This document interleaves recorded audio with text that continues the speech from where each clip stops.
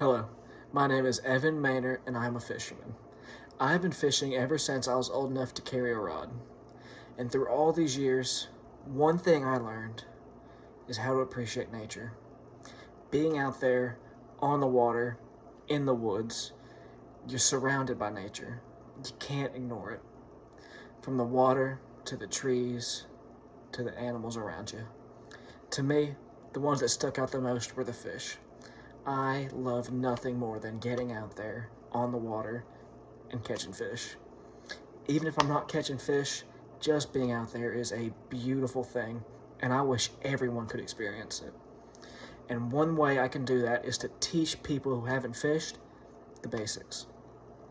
So above all, step one, you need the gear. Now I would recommend a 6-foot rod for the universal purposes. You can catch any size fish in the great state of Tennessee with a 6-foot rod. For the action of the rod, you want a heavy. What that means is the stiffness of the rod. A heavy rod is going to give a moderate bend so that when you snap that hook, it's going to have the strength to set.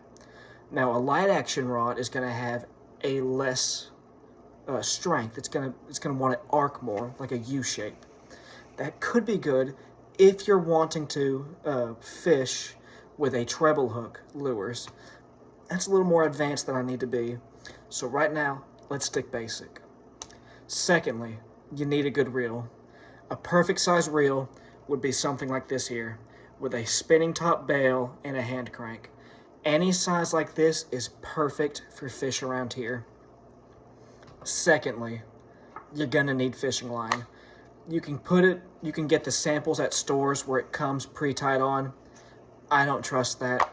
You don't know what's on there. The stores can lie. I recommend monofilament line, specifically the Trilene brand. Anywhere from 8 to 10 pound line is perfect. That is where you want to be. As far as lines go, that's set. Hooks. For hooks, you're wanting about paper clip sized. So just about as long as your pinky and come out as far as your pinky as well. That is so that you can catch anywhere from bass to trout to bluegill to crappie. Any fish in the lake, that size hook, you're gonna get them every time. For brand specifically, I'd recommend Eagle Claw. They're a great brand. I've never had a problem with them. After that, you're going to want to look at the next biggest tool. The tool that separates fishermen from amateurs. That's a good pair of pliers. Specifically, needle nose pliers. You can't go wrong. Let's say you've caught the fish and you need to get that hook out and it's just too deep, or the fish's mouth is too small to get your hands in. What do? Thank God you have needle nose pliers to get in that fish's mouth, get the hook out, and it bumps the fish's survival chance up astronomically compared to if you didn't have it. Now, you could get a net. I recommend it. It's not necessary. It all just helps in landing that fish when you hook it. So outside of gear, the next big thing you're going to need is bait. So for me, I personally recommend using natural baits such as grasshoppers, earthworms, mealworms, cicadas, anything really that you can get your hand on that you can find outside. Now that doesn't mean you have to go running through the woods, flipping logs, looking for bugs. You can go to Walmart, Sloan Center, anywhere like that, perfect baits. Now, for me personally, you can catch trout, bluegill, bass, any of those on night crawlers. Simple earthworms on a hook. That is the standalone bait in fishing. Anyone you ask will tell you that night crawlers are the perfect bait for fishing, especially in Tennessee. Next, the biggest thing out there is a permit. Even in fishing, the government has to get involved.